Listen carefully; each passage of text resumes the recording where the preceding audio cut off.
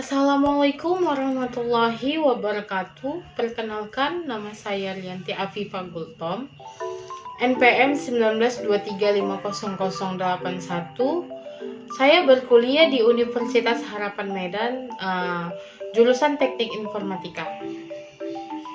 Nah, hari ini saya ingin mempresentasikan tentang apa sih norma, sikap, ataupun attitude.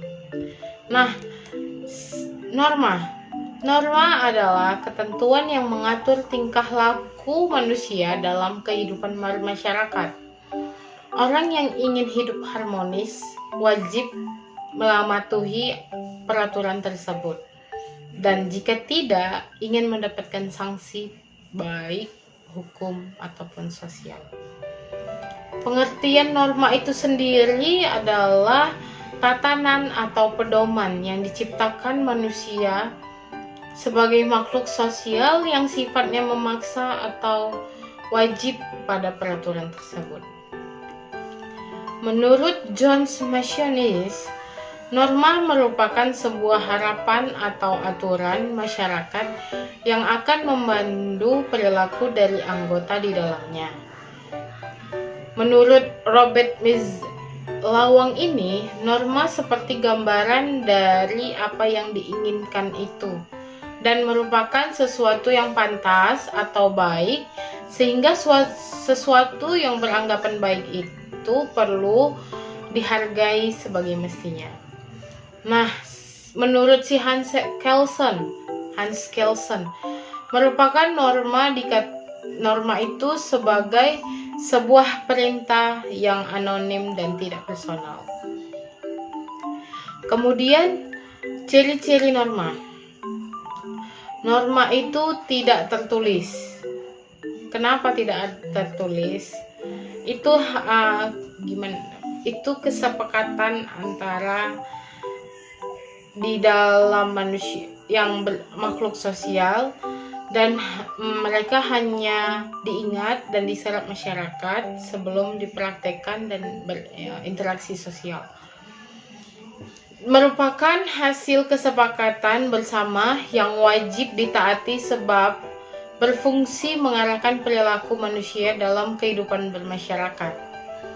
Nah, norma ini juga dia mengalami perubahan sepanjang waktu sebab norma dibuat sesuai dengan interaksi sosial yang terus berkembang di masyarakat tersebut.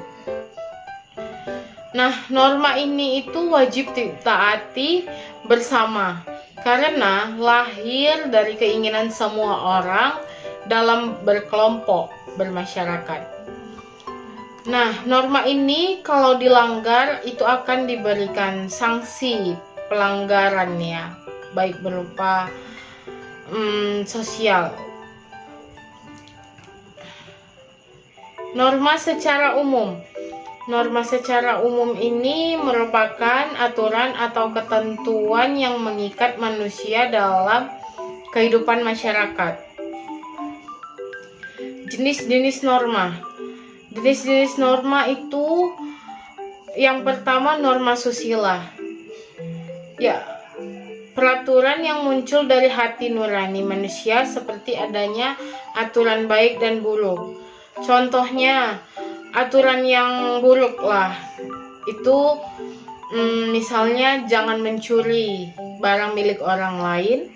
Dan kalau yang baik itu merupakan contohnya ya, menghormati sesama manusia, baik yang muda ataupun tua, ataupun ragam lainnya.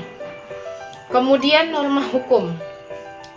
Norma hukum yaitu peraturan yang diberikan pejabat berwenang untuk mengatur perilaku dan kehidupan masyarakat yang seimbang.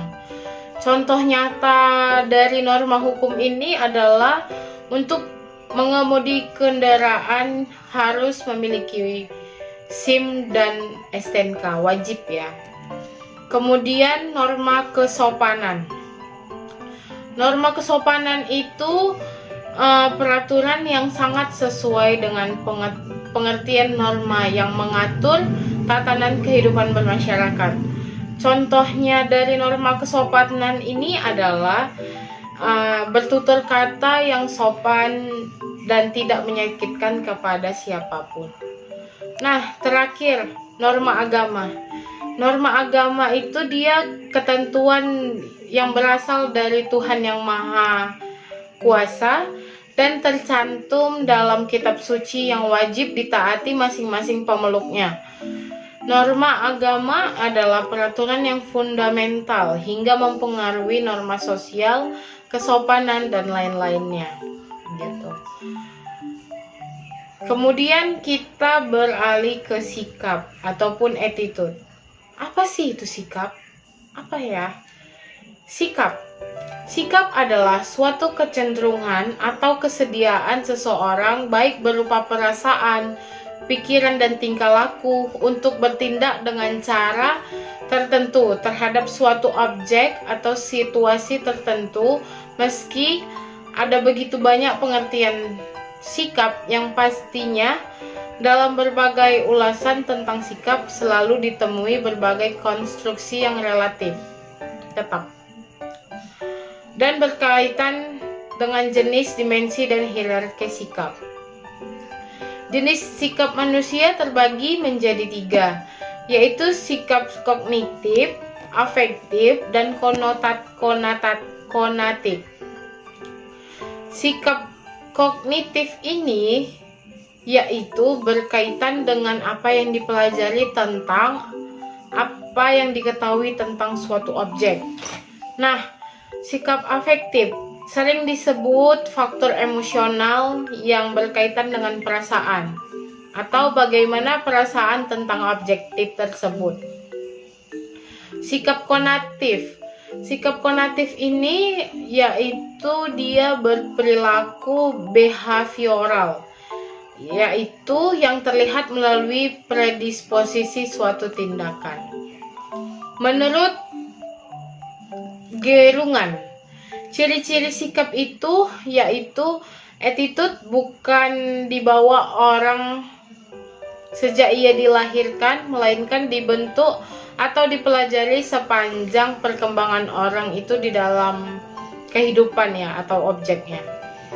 Attitude itu dapat berubah-ubah karena itu attitude dapat dipelajari orang ataupun sebaliknya. Kemudian, attitude mempunyai segi-segi motivasi dan segi-segi perasaan. Menurut Azwar itu, attitude adalah ada 4 fungsi menurut si Azwar. Fungsi instrumental. Fungsi ini menyatakan bahwa individu dengan sikapnya berusaha memaksimalkan untuk hal-hal yang diinginkan dan meminimalkan hal-hal yang tidak diinginkan. Kemudian ada fungsi pertahanan ego. Sikap dalam ini dia merefleksikan problem kepribadian yang tidak terselesaikan. Kemudian fungsi pernyataan nilai. Fungsi ini adalah konsep dasar mengenai apa yang dipandang baik dan apa yang diinginkan. Dengan fungsi ini, seseorang seringkali mengembangkan sikap tertentu untuk memperoleh kepuasan dalam menyatakan nilai dianutnya yang sesuai dengan penilaian pribadi dan konsep dirinya. Kemudian ada fungsi pengetahuan. Menurut fungsi ini, manusia mempunyai dorongan dasar untuk ingin tahu, cari penalaran dan mengorganisasikannya.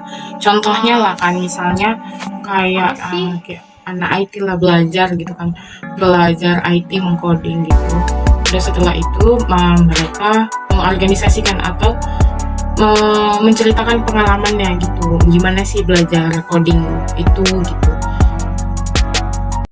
Sekian dari presentasi saya, lebih dan kurangnya saya mohon maaf. Terima kasih semuanya.